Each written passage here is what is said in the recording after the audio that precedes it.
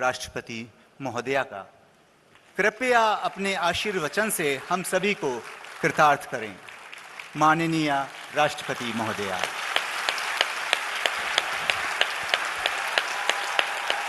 इस दीक्षांत समारोह में उपस्थित उत्तराखंड के राज्यपाल एवं विश्वविद्यालय के कुलाध्यक्ष लेफ्टिनेंट जनरल गुरमीत सिंह जी, उपाधि प्राप्त करने वाले प्रत्येक विद्यार्थी को मेरी हार्दिक बधाई और आशीर्वाद भी। पदक प्राप्त करने वाले विद्यार्थियों की मैं प्रशंसा करती हूँ। विद्यार्थियों के जीवन निर्माण में सहभागी अध्यापकों और अभिभावकों को भी मैं बहुत बहुत बधाई देती हूँ। छात्राओं के अभिभावकों की मैं विशेष सराहना भी करती हूँ। मुझे ये जानकर हार्दिक प्रसन्नता हुई है कि आज उपाधि पाने वाले विद्यार्थियों में 64% संख्या बेटियों की है।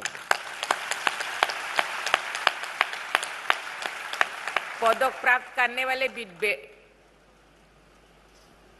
बेटियों की संख्या छात्रों की तुलना में 4 गुना है। यहाँ शिक्षा प्राप्त कर रहे कुल विद्यार्थियों में बेटियों की संख्या 62% मुझे बताया गया है। ये केवल संख्या नहीं है, ये महिलाओं के नेतृत्व में आगे बढ़ने वाले विकसित भारत का अग्रिम स्वरूप है। साथ ही ये भारतीय संस्कृति की उस महान परंपरा का विस्तार है जिसमें गार्गी, मैत्रेयी, ओपाला और लोपामुद्रा जैसी विदुषी महिलाएं समाज को बौद्धिक और आध्यात्मिक नेतृत्व प्रदान करती थी। मुझे विश्वास है कि हमारी शिक्षित बेटियां अपनी आंतरिक शक्ति और प्रतिभा से भारत माता का गौरव बढ़ाएंगे। मैं केवल यहाँ बेटा जो है, बेटाएं यहाँ बैठे हैं लड़के, तो सोच रहे हैं कि बेटियों को ज्यादा प्रशंसा किया जा रहा है, लेकिन ऐसे नहीं है। आज समय आ गया है देश को आगे बढ़ने के लिए, क्योंकि यहाँ 140 करोड़ जनसंख्या भारत में है, उनमें से 50% महिलाएं हैं। जो हम सपने देख रहे हैं 2047 तक भारत को विकसित भारत बनाएंगे, तो बेटियां और भाइयों सभी का सहयोग चाहिए, क्योंकि केवल 50% बेटा प्रयास करेंगे और बेटियां पीछे रह जाएंगे तो विकसित भारत का सपना हुए तो अधूरा रह जाएगा। इसलिए आज जो बेटियां प्रयास कर रहे हैं, आज जो शिक्षक अभिभावक जो प्रयास कर रहे हैं, अनुष्ठान के जो प्रतिष्ठाता रामदेव जी जो प्रयास कर रहे हैं, मुझे लगता है ये उसका एक मात्र झलक है। देवी और स्वजन लोक परंपरा में हरिद्वार का ये परम पावन क्षेत्र हरिद्वार के नाम से भी जाना जाता है। इस परंपरा के अनुसार ये पवित्र स्थान हरि यानी विष्णु के दर्शन के द्वार भी है, तथा हर यानी शिव के दर्शन का भी द्वार है। ऐसे पवित्र भूखंड में देवी सरस्वती की आराधना करने वाले विद्यार्थियों और आचार्यों बहुत सौभाग्यशाली है। हिमालय के इस अंचल से अनेक पवित्र नदियां तो निकलती ही है, यहाँ से ज्ञान गंगा की अनेक धाराएं भी प्रवाहित होती है। उनमें इस विश्वविद्यालय की एक अविरल धारा भी जुड़ गई है। प्यारे विद्यार्थियों, भारतीय संस्कृति के अनुसार आधुनिक शिक्षा को प्रोत्साहित करने वाले इस विश्वविद्यालय में शिक्षा प्राप्त करने का निर्णय आप सबने लिया। इससे आप सब एक महान सांस्कृतिक परंपरा का संवाहक बने हैं। इसके लिए मैं आप सबकी तथा आप सबके अभिभावकों को बहुत बहुत सराहना करती हूँ और धन्यवाद देती हूँ। भारत की महान विभूतियों ने मानव संस्कृति के निर्माण से अमूल्य योगदान दिया है।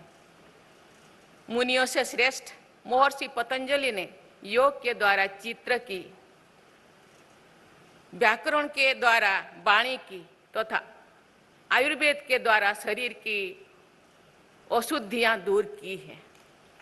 उनको विनीत होकर करबद्ध प्रणाम करने की हमारी परंपरा है। उनके पवित्र नाम पर स्थापित इस विश्वविद्यालय के परिसर में मैं महर्षि पतंजलि को सादर प्रणाम करती हूँ।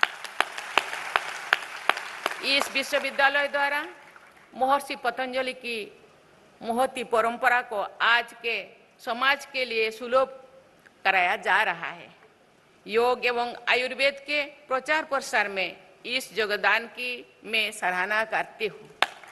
मुझे बताया गया है कि इस विश्वविद्यालय द्वारा योग पद्धति, आयुर्वेद एवं प्राकृतिक चिकित्सा के क्षेत्र में शिक्षा एवं अनुसंधान को आगे बढ़ाया जा रहा है। ये प्रयास स्वस्थ भारत के निर्माण में सहायक है। इसके लिए मैं आप सबकी सराहना करती हूँ। यहाँ का योग, आयुर्वेद को मैं बहुत दिनों से जानती हूँ। इसका लाभ थोड़ा बहुत मुझे मिला भी है। इसीलिए मैं बालकृष्ण जी और स्वामी रामदेव जी को बहुत बहुत धन्यवाद देना चाहती हूँ। प्रिय विद्यार्थियों, आपके विश्वविद्यालय की भारत केंद्रित शिक्षा दृष्टि के प्रमुख आयामों पर मेरा ध्यान गया, जिससे मैं बहुत प्रभावित भी हुई हूँ। ये आयाम है विश्व बंधुत्व की भावना, प्राचीन वैदिक ज्ञान एवं नूतन वैज्ञानिक अनुसंधान का समन्वय तथा वैश्विक चुनौतियों का समाधान।